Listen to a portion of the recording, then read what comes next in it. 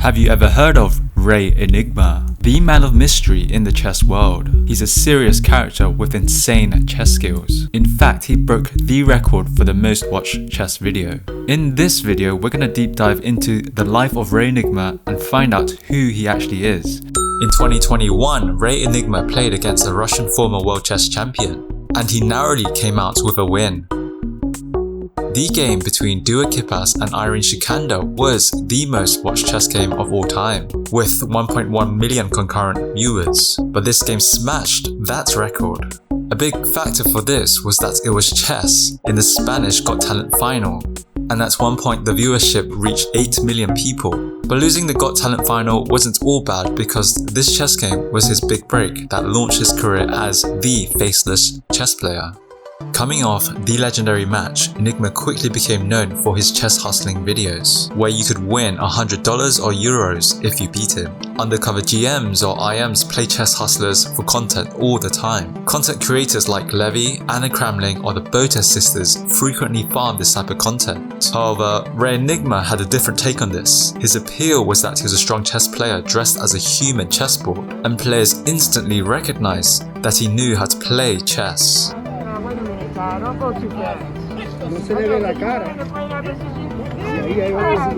So who exactly is Enigma and how good is he at chess?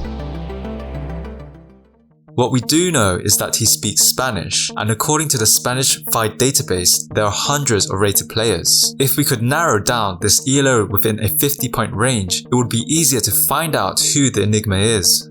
On January 27th, 2022, Enigma played a rematch with Levy at the Marshall Chess Club, and in this epic best-of-5 match between the Riddler and the Batman, no punches were pulled. In the first game, Enigma played d4 and Levy responded with the Dutch defense. After the first game, things were looking good for Levy. Going into this match, Levy and Enigma decided to up the stakes. Winner takes home $1,000. My position. Let's go for it.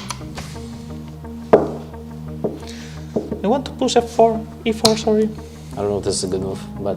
Let's go for this. But Enigma showed his attacking skills were sound. He may not sound like he plays, but not many people know that his voice is actually already lowered, because his real voice is a pitch only dogs can hear. Levy must have felt that Enigma was beatable, and assuming that Levy Rosman is logical, he wouldn't take a huge risk of losing $1,000. So he must have known Enigma's true rating, or he was making the decision based on their previous match. If this is true, Enigma must be at least 2300. However, it's a bit too early to say and we need more data. He collaborated with other top chess streamers like Anna Kramling, and they met over the board in July 12, 2022. While Anna was in Spain, he showed her his signature move, his enigmatic trick. Caballo fuera, que no me gusta. Por esta. Ay, tropito enigmático. Pinning the rook on the king with the bishop, a deadly strategy. Enigma will go on to respectively take 2 games of Anna, showing us his passion, respect and kindness to anyone that plays the game. What is probably most surprising was hearing Anna speak Spanish, and the fact that Enigma stayed in character with his voice throughout. But here are the facts. He dominated Anna and Levy, so it confirms that he's around the rating of Levy Rosman. However, the upper bound of this rating is unknown, and it makes it difficult to narrow down who he is. But Hikaru played him on stream and gave us a better idea of how good he actually is. He cannot be a GM. Is because I feel that the tactical awareness was a little bit low. The positional awareness was very good, but there were a couple tactical oversights that I felt that someone who's a GM would have seen. Yeah. On 20th December 2021, Hikaru analyzed the game between Karpov and Enigma during a GOT final, and he quickly pointed out that Karpov made moves that were not the best, which is what you can expect from an older player. And after analysing the game, Hikaru said that Enigma's tactical awareness was low, but he had good positional awareness. What this means is that Enigma probably isn't a GM. Because bishop e7 is not a move that someone I think who's like 24, 2450, 2500 would play. They would almost certainly play bishop g3 to put pressure on the pawn. This becomes more obvious when a player doesn't play classical and usually plays blitz, so that's why Hikaru put him around 2375, just below a GM. However, Enigma surprised Hikaru as they played. Yeah, I'll challenge him. Yeah, I'll play him. Hikaru easily wins game 1, but things get dicey. Enigma needs to find a way out of this position, and he finds a tactical move, which Hikaru wasn't expecting. The move, rook to g8, throws Hikaru off. The combination of this rook move and the need to calculate his win lets Enigma wiggle out of a losing position. Hikaru can't find the mate, and suddenly they're playing an endgame, which is the real test for 2400 players.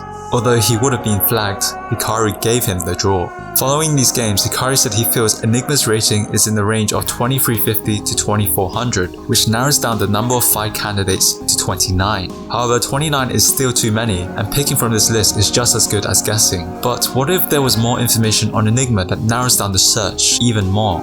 Enigma's voice is far from natural, it's forced. So a smart sound engineer took Enigma's voice and reverse engineered it.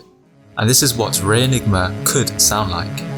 Dijo que sí, jaquetones, os voy a mostrar la partida que conseguí hacer tablas frente al segundo jugador con mayor elo blitz del mundo. This voice might sound familiar to you, and it should because it's very similar to one other player called Daniel Naroditsky.